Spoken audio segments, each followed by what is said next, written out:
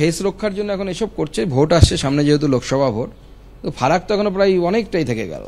4% দিয়ে কী হবে? কেন্দ্রের সমান সমান করে দিতে হবে। স্বাভাবিকভাবে কর্মচারীরা বঞ্চিতই হচ্ছে, আর কেন্দ্রীয় হারে সমকাজে সমবেতন তো আমাদের রাজ্য সরকার কেন দিতে পারবে না? মুখ্যমন্ত্রী তো একসময় ভাষণে বলেছিলেন, যখন তিনি বিরোধী দলের নেত্রী ছিলেন, যে সরকার নিজের কর্মচারীদেরকে কেন্দ্রীয় হারে দিয়ে দিতে পারে না, সেই সরকারের থাকার নৈতিক অধিকার নেই।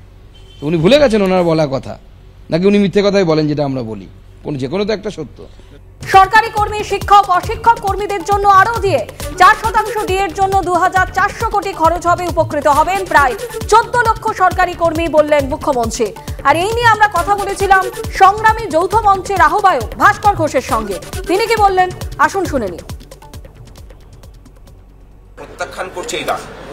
আমরা আমাদের অধিকার চাই, সুতরাং সেই অধিকার যতক্ষণ না পাচ্ছি ততক্ষণ লড়াই চলবে। আগামী কালকে আমাদের যে অবস্থান কর্মসূচি আছে, সেই অবস্থান কর্মসূচি যেমন ভাবে ছিল সেভাবেই চলবে। আমাদের দাবির মধ্যে কিন্তু আরো দুটো দাবি আছে।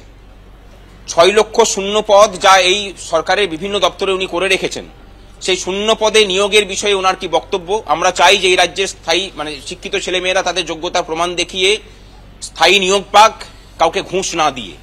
সেই বিষয়ে ওনার বক্তব্য আমরা জানতে চাই।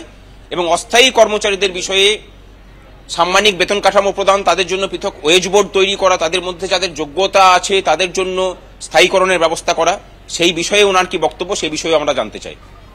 না হলে আন্দোলন যেমনভাবে চলছে চলবে, এবং কিভাবে দাবি আদায় করতে হয় সেটা আমরা বুঝে নেব।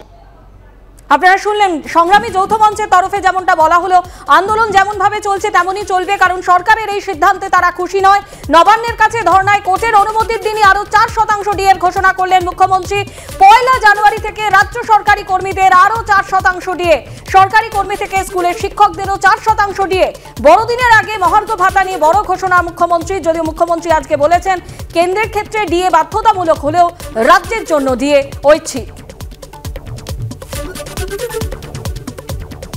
The state government has released 6% DA from 2019 with expenditure of 4,144 crores in 4 years. আমরা অ্যানাউন্স করেছি আগেই 4140 কোটি টাকায় 4 বছরে দেওয়া হয়েছে। আজকে আমি অ্যানাউন্স করছি বড়দিনের এই শুভ প্রোগ্রামে that another installment of 4% DA from 1st January 24 to around 14 lakhs government employees, teaching and non-teaching staff of all school colleges and universities, employees of all statutory undertakings and parastatals and pensionaries. সবাই কিন্তু এটা পাবে। Government service holder থেকে শুরু করে আমাকে federation বারবার বলেছে, আমাদের যে ফেডারেশন আছে এবং আমরা দিয়ে এটা মাঝে মাঝে, যদিও আমাদের পে কমিশন আছে, এটা আমরা এক্সট্রা দিই, কারণ সেন্ট্রাল গভর্নমেন্টের পে কমিশন ওদের সেটা নেই, ওদের ডিএটা আছে। ওদের সার্ভিস রুল আলাদা, আমাদের সার্ভিস রুল আলাদা। সুতরাং আমাদের কাছে এটা ম্যান্ডেটরি নয়, ইটস অপশন। তার সত্ত্বেও আমরা দিয়ে যাই, কারণ আমাদের কর্মচারীরা দিনরাত পরিশ্রম করে, তাই তাদের ভালো ভেবেই আরও 4% ডিএ বাড়ানো হলো। এটা 1 জানুয়ারি থেকে কার্যকরী হবে।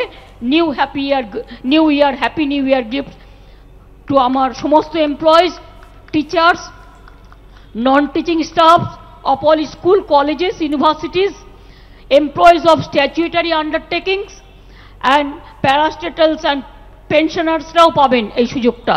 তাতে অনেক মানুষ এখানে লাভবান হবেন এবং এর জন্য আমাদের 2400 কোটি টাকা লাগবে।